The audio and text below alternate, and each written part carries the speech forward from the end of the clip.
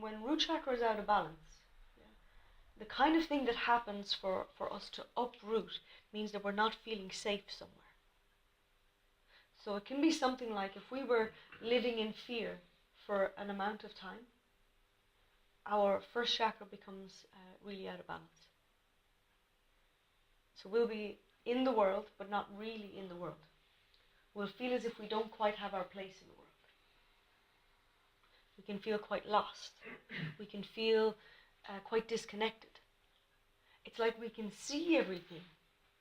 We know that everything is there, but we won't have that feeling of being connected and being part of it all. Yeah. Do you ever have that feeling, you're in a group of people, and you know all the people, but you feel kind of lonely, just not really connected, not really fully able to be there? That can be first chakra. Maybe other chakras also, but that can be first chakra. I find that if I fly long distance, my first chakra goes out of balance. I have to really focus on landing and grounding where I am. Same thing can happen moving country, like you guys. When you move country, you're taking up your roots from your homeland, and you're going to a whole new place, and you have to find where your roots go there. Yeah. And that can take time.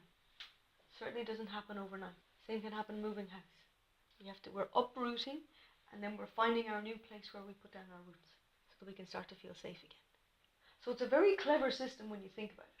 That when we need to get our body out of somewhere, our energy will literally uproot. And then when we feel safe, when we've arrived somewhere new, we're free to put those roots down. Our grounding, energetically, our grounding acts as our protection field in our aura. It's a little bit like the roots of a tree. If you can imagine a big tree, if it has very small roots, a gentle breeze will be able to knock it over. For a tree to be able to really grow strong, it has to have equally strong roots underneath. And then it can withstand storm, it can withstand hurricane. And our energy is exactly like that. Our capacity to grow, or our capacity to handle things in life, is very much linked to how rooted and grounded we feel in our energy.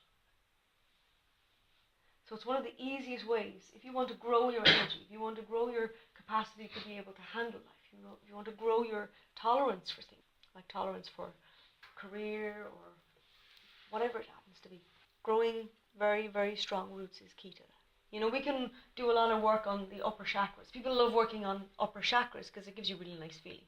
Yeah, when you're working on the spiritual chakras, it's a lovely feeling in your body. It'll feel tingly, it'll feel light. But without our groundedness, that's really transient. It will wear off.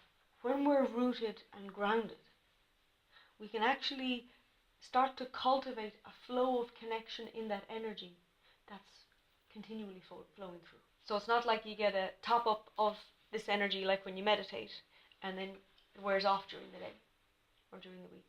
Staying really nice and grounded, staying really present, it means that we're in that flow of energy all the time. What that sort of adds up to is our ability to be involved with life becomes much more enhanced. When we're in this emergency mode, it's a bit like being in a bubble in a way. Because we're in this fight or flight mode in our body. Everything will feel kind of quite restless. And our instinct within that is we have to sort of work around it to be able to function. So we tend to resort to kind of controlling behaviors or controlling kind of thinking in order to work around this inner feeling. So there will be certain things that we do that help this feeling be calm. And there are certain things like routines, like doing things in a particular way, taking a particular route to work. We'll get very superstitious in this kind of mode. If I go a different route to work, something terrible could happen. Yeah, alright. So we'll start finding all of these different ways that tries to minimize this anxious, restless feeling.